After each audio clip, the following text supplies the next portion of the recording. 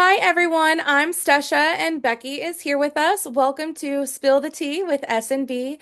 Today we are talking all about chaos during transition, and how you can work your way through some of that chaos that you might feel. So Becky, do you want to go ahead and get started with our first question? Sure. So this is a topic that hits close to home for everyone. We all experience unexpected life shifts, chaos, career moves, personal loss. You might have to move. Any kind of twist in your life, it can create chaos. But there's always room for clarity, growth, and resilience when you're in the midst of chaos. So that's what we're going to try to unravel today. So, Stasha, do you have a personal story of a major life transition that threw you into some form of chaos? I do. This is probably the most prominent. I'm sure that there are quite a few things that have been chaotic in my life or have been a major transition. Actually, there's two. I'll share both of them because they're two different things. So the first thing was when I was no longer a competitive athlete. So I was in competitive sports my whole life. I played in college. I've played a little professionally, and then there came a time where my softball career came to an end, and I just went through a major identity crisis and I just felt like I lost a huge piece of myself. And so I had to navigate through that and learn how to eat like a regular person and not for competition, how to find teams outside of being a part of a team, how to find areas for me to use my discipline and structure and without having a coach saying, this is your schedule, this is what you'll be doing. It was a major transition for me, and it took me quite a while to transition from the competitive, busy athlete life to working. And then another instance was I was engaged and some things happened and that didn't work out. And so I ended up, leaving that situation, selling a home, moving states, starting all over. I pretty much in my late 20s. And so this life that I thought I was going to have and this vision that I have was suddenly just demolished and I had to start all over. And that was also terrifying because again, I had a whole identity crisis and what do I want for my future? On top of going through a healing journey, which we typically go through, when we're heartbroken or when something happens that is unexpected. So those were probably the two major transitions that I had to navigate. How about you? Is there anything that sticks Oh, out? I've had lots, but I think the hardest one was when my parents have started to age. Mm. And I had to put my dad in assisted living. And the whole family rallied and we got him moved. And then he got sick. And my husband happened to be out of town because his father was sick. So he was far, far away in another state. And I had two small children. And my dad was sick. And someone had to stay with him in the hospital. And it was me. It's just me. Nobody else in the family lives here. They'll come when called, but it was just me. And I was trying to sell dad's house. We were closing on his house. I had to get two kids to all their different functions every day, school, after school sports, whatever. Take care of dad. It was piling up. And I kind of lost myself. It had gone on for weeks. And I kind of like lost myself in that chaos and didn't even realize it.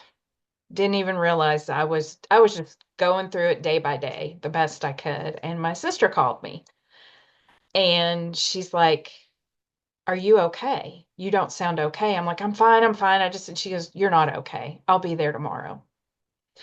So that is a huge life change when you go from being the child to being the parent for your parents. And I didn't realize that I was in that much of a transformation and that much chaos, but my sister heard it and she came and made it a lot easier. But I think that's been the biggest one for me lately. Yeah. And so during that time when you were going through that, how did you initially react to that unexpected chaos, emotionally, mentally? What was your reaction? At first, I was just survive. I was in survival mode. It was fight or flight, so I was fighting. Um, I was trying to make it all happen and organize everybody's schedules. And on top of all that, I worked a full-time job. So, I was just fighting every day to just get through the day. Emotionally, I was, my husband would call at night and I'd have breakdowns. And I know he felt bad because he was dealing with his parents. Um, but I tend to hold all the emotions in. But when my sister called, I just kind of had a breakdown. And she said, I just leave dad to me. I will take care of the house. I will take care of dad. You take care of you and your kids. And I had that emotional, immediate release. And then I realized mentally I needed to pause. In the middle of all that chaos, I needed to pause and try and figure out who is near me that can help me because I don't have to do this on my own. I think that's the biggest thing is I'm the oldest child and I've always been the one that took care of everything and I felt like I could just continue to do that, but I couldn't. So mentally I needed to pause and ask for help.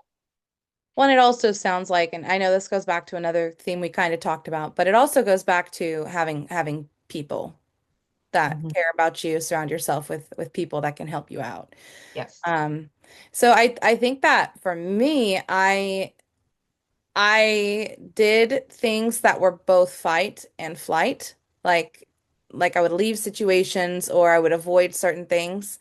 But then there were also areas like I noticed that I used to do this. So I would just ignore the things that I was feeling and I would fill that time with tasks. So I would work, I would add projects, I would do more things, I would schedule more events, I would make my calendar and my time so full that I didn't really have time to think about some of the things that I was going through. And that's not healthy, right? Because it goes back to like you can't pour from an empty cup. And my cup was empty and chipped and falling apart. So and this is a personal journey for me. A big part, especially with the relationship situation, that was really what led me. I've always been religious, but that was what led me to leading a Christ-like life, which for me goes back to morals and the way that I approach things has changed. I'm much more believing in like there's a reason this is happening. There's a plan. I have to do my best and focus on myself and be a good, loving, kind person and things will work out how they're supposed to. And it took me quite a while to realize that that was an important part of my identity. And when I did, and when I leaned into it, things got a lot better quickly. Because once you separate yourself from some of these situations, once you have some time to heal, and that is one thing I do want everybody to know is that healing does take time. So don't want you to think I'm gonna be better in a week. I'm gonna be better in a day or two. No, sometimes it takes months, years, and you have to be patient with yourself. Um, but part of that was giving over to this is supposed to happen, and then when you get some time away, then you look back and you think thankfully this happened. I am so happy that this happened because look at where I was and look at where I'm at now. Or you start to notice things that have happened. So a couple of really important takeaways, I think, for today from both Becky and from myself. When you're in chaos, take the time to heal. Find people that can help and support you. Focus on positive things, right? So like when I lost my identity as an athlete, fill that time with something else. Go play at a local rec league or go join a club. Or, if you're religious, do Bible study. Do something to get you active, to get you focused on something that's more positive. But really the most important thing is allow yourself time and space to heal. As Becky's sister said, so thank you, Becky's sister. You do have to make time for yourself and for self-care, especially if you have a family or a career or people relying on you. It's so important for you to take care of you. Anything else you want to add, Beck? We're out of time for today, but any last words Just of one wisdom? thing. If you're going in the middle of a chaotic transition right now, just know that the chaos won't last. Clarity always comes, not all at once sometimes, but you're not alone on this journey. So be sure to hang out with us some more and we'll be happy to help you. Yeah, that's all we have time for today. Thank you so much for joining us with Spill the Tea with S&B. Please like and subscribe, reach out if you have any questions, but we enjoyed chatting with you today. Bye. Bye.